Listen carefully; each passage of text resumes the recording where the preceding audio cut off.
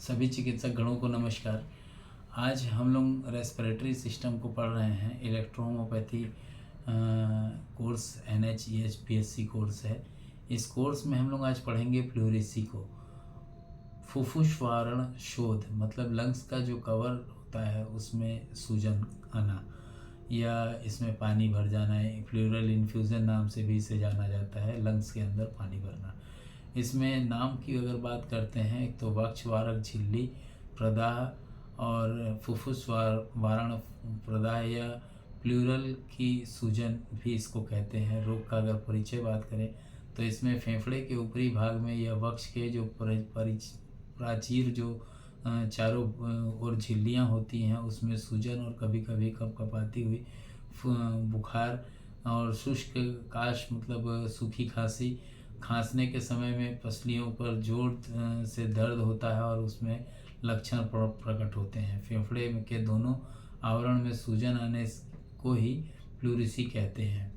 फेफड़े के इसमें रोग के अगर कारण की बात करें तो फेफड़े के अन्य व्याधि की तरह यह भी रोग के जीवाणुओं के संक्रमण से होता है। छाती की विशेषता फेफड़ों के ऊपर की पसली में किसी तरह का भयानक चोट लगा हो या फेफड़े में घाव हो, छाती के दीवारों में फोड़े हों, निमोनिया हो, अधिक बुखार हो, कान के भीतर जो पर्दे होते हैं उसमें इन्फ्लेमेशन हुआ हो, रोमनातिक हुआ हो, मसूरिका हुआ हो, इसका सभी कारणों से यह रोग हो सकता है। ऊपर के कारणों में अगर बात करें तो आंतरिक रोगी को व्यवसाय और जलवायु तथा वातावरण भी इसमें अक्सर रोगी को सहायक होता है। शरीर के रूप में अगर दुर्बल होने के नामीदार अगर लोग, जिसमें बोलना चाहिए गीले स्थान पे जो लोग रहते हैं या ज़्यादा शराब पीते हैं, या हिस्किंग रोग हो कोई किसी को जिसमें गांठ होती है, तो यह रोग होने में लोग मतलब ये डिजीज़ प्लूरिसी होने की चांसेस ज़्यादा होते हैं। यह रोग जो होता है 10 वर्ष से और 40 वर्ष की आयु के लोगों में अधिक पाया जाता है। रोग के अगर प्रमुख लक्षण की बात करें तो रोग में के प्रारंभ में पहले तो झाड़ा लगता है, फिर कपकपी वाली बुखार आती है। 100 से 106 डिग्री बुखार तक हो सकता है। छाती में, स्तन में ऐसा लगता है जैसे घुंडी के मतलब पास में, स्तन के पास में तीव्र स्वरूप का दर्द होता है इसमें, और ऐसा लगता है जैसे कोई छुरी से काट डालेगा, चुभा रहा है। दर्द के कारण रोगी को सांस लेने में अतिशय कष्ट होता है। रोग के प्रारंभ में सूखी खांसी आती है और बहुत खांसने के बाद थोड़ा सा कफ निकलता है। सीने में जिस भाग में दर्द होता है अर्थात प्लूरिसी प्रभाव भाग होता है, उसकी गति कम हो जाती है और सांस उथल पुथल और जल्दी जल्दी चलती है। इसमें याद रखने वाली बात है, प्लूरिसी के पर्दे जो दर्द होते हैं उसकी विशेषता ये होती है कि उसमें पैनी छुरी चुभने जैसा दर्द होता है, जैसे पीड़ा होती रहती है और ये सूखी खांसी भी बनी रहती है। इसमें विशेष लक्षण क्या होता है, अगर ड्राई है तो फाइब्रिनस होता है प्लूरिसी। फिर इसमें झिल्ली प्रदाहित होती है, खुरदुरी हो जाती है, परंतु कोई उपद्रव नहीं बनता। यह बिना कारण खांसी और अतः श्वास में तीव्र छुरी वेदना जैसी पीड़ा उत्पन्न करती रहती है। दूसरी है फेट प्लूरिसी। इसमें प्लूरिसी की विथ इन्फ्यूज़न भी कहते हैं इसको। इसमें पीड़ा कम होती है परंतु हृदय और श्वासनिक जो कार्य होते हैं वो हद से ज़्यादा अवलंबित हो जाते हैं। वहाँ वर्क जो होता है वो 25% तक कर रहा होता है। द्रव की जो अचूकण बोलना चाहिए कि इन प्लूरल इन्फ्यूज़न बोलना चाहिए, तो वो निकालना पड़ता है, पानी को निकालना पड़ता है। बट इसमें आप एक ड्रॉप है NH प्लूरिसी ऑफ करके, इसको आप यूज़ कर सकते हैं जब प्लूरल इन्फ्यूज़न खास तौर पर हुआ हो तो ये डिज़ीज़ को न्यूट्रलाइज करती है। इसमें पानी निकलवाने की आवश्यकता नहीं के बराबर पड़ती है, नहीं पड़ती है बोलना चाहिए, नहीं के बराबर नहीं पड़ती है। इसमें अगर हम लोग बात करते हैं तो प्लूरल के जो संक्रमण होते हैं उसमें यह जलने से जलन से फलस्वरूप हो सकता है, तो ऐसी अवस्था में NH नो एसिडिटी आप ले सकते हैं। इसमें अगर फुफ्फुसी वारण की अगर उसके माउथ की बात करें तो जिसमें पुरुलेंट पी या एक्जिम एग्जिपाइमा एग्जिपाइमा जिसका नियंत्रण सेल क्रिया के प्रारंभिक आवश्यक होती है, तो वैसे कंडीशन के कारण जनरेट होती है। डायफ्रामेटिक प्लूरेसी भी होती है। शोध जिसमें मध्य जो भाग है उसके अवरित करने के वाला जो भाग होता है वो सबसे अधिक इसमें प्रभावित होता है। संबंधित लक्षण की अगर बात करते हैं तो शुष्क और अद्रा जो प्लूरेसी होती है के लक्षण जो होते हैं वो प्रारंभ में उपरोक्त ही होते हैं, परंतु जब ये द्रव भरने लगता है तब इसमें सीने में पीड़ा कम हो जाती है, परंतु द्रव के दबाव के कारण फेफड़े पिचक जाने के से सांस लेने में रुकावट होने लगती है।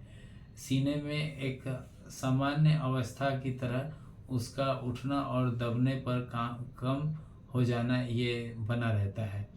इसमें रोग की पहचान अगर हम बात करते हैं तो थूक के परीक्षण से टीबी बैसिलस की उपस्थिति मिलती है। इसमें वक्ष की जो गति होती है वो कम मालूम पड़ती है। अधिक द्रव होने के कारण श्वास कष्ट होता है, सांस लेने में तकलीफ होती है। एक्सरे परीक्षण में इसका निदान करने में सहायता मिलती है। उपद्रव अगर दबाव जो है वो हृदय, तिल्ली, जिगर और वृक्षोदर जो मध्यस्थ पेशी के नीचे का भाग होता है वो खिसका हुआ महसूस होता है, खिसक जाते हैं वो। हृदय के अगर शब्द की बात करते हैं तो निश्चित स्थान से हट करके सुनाई देता है और प्रभावित जगह को ठोकने पर एकदम ठोस आवाज़ होती है।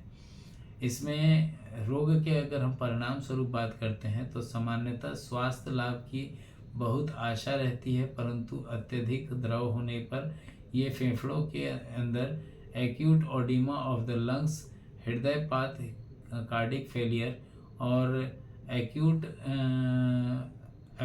एम्बोलिज्म को ये जनरेट करता है। व्यक्ति को एकाएक मृत्यु हो सकती है। आधुनिक चिकित्सा में अच्छा होने की आशा कम ही लगती है। ऑक्सीजन लगा देते हैं बस। हमारे पास भी है ह्यूमन 4। कभी कभी इसमें अंत में कभी कभी इम्पायमा जनरेट हो जाता है और ये परिवर्तन होते हुए व्यक्ति को महसूस होता है। फेफड़ों के आसपास में चिपकने वाला जो ट्यूबरकुलोसिस होता है, यक्षमा बोलना चाहिए, के लिए ये लाभदायक हो सकता है।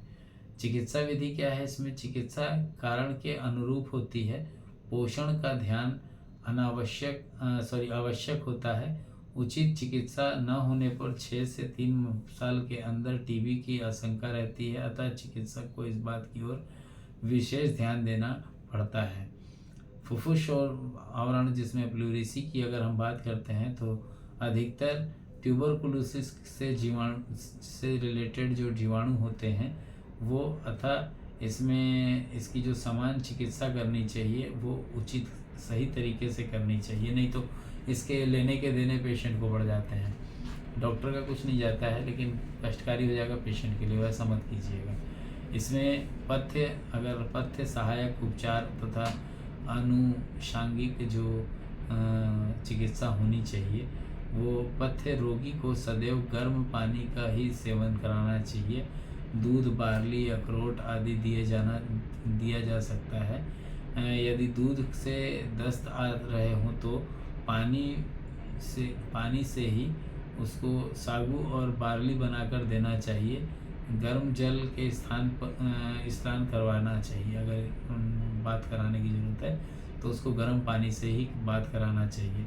सहायक चिकित्सा में रोगी को पूर्ण रूप से विश्राम देना चाहिए। उसकी इच्छा अनुसार तकिए के सहारे बैठाया जा सकता है उसको। और इसमें व्यक्ति को, जहाँ एलोपैथी वे में एक मेडिसिन आती कॉर्टिको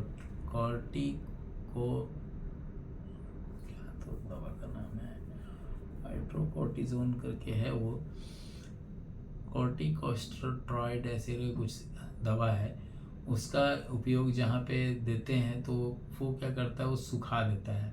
सुखाने से ठीक नहीं होता है, रोग पनपता है, बाद में अस्थमैटिक व्यक्ति को बना देता है।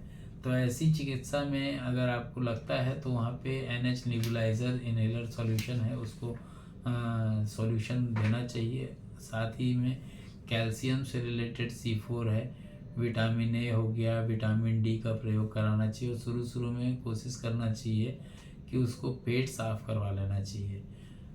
आप एस्लास को दे सकते हैं फर्स्ट डाइल्यूशन में। फर्स्ट डाइल्यूशन मतलब D1, D4 नहीं, D4 को D4 ही कहिए। बहुत लोगों को D1 बोलने के बाद लगता है कि डी डाइल्यूशन थर्ड के बाद D4 नहीं बन के D1 बनता है, वो गलत है। मैं उसका खंडन करता हूँ। समय पर एक्सरे कराना चाहिए और व्यक्ति की रोग स्थिति को समझते हुए उससे रिलेटेड ट्यूबरकुलोसिस हो तो P2 का यूज़ बिल्कुल करना चाहिए। ऐसे चिकित्सा इसकी करते रहनी चाहिए सही तरीके से। और नोट करने वाली एक चीज़ है, रोग मुक्त होने पर भी अगर व्यक्ति को लगता है तो उस जगह पे ESR जरूर कराना चाहिए पेशेंट का। इसके बाद व्यक्ति को एक्सरसाइज से रिलेटेड कुछ जानकारी देनी चाहिए जिससे हार्ट के लंग्स के ऊपर प्लूरेसी वापस ना आ सके। तो आज की क्लास के लिए इतना काफ़ी होगा। जय हिंद, जय इलेक्ट्रो होम्योपैथी, जय काउंट सीजर मेटी जी, जय नासक मेथोडोलॉजी।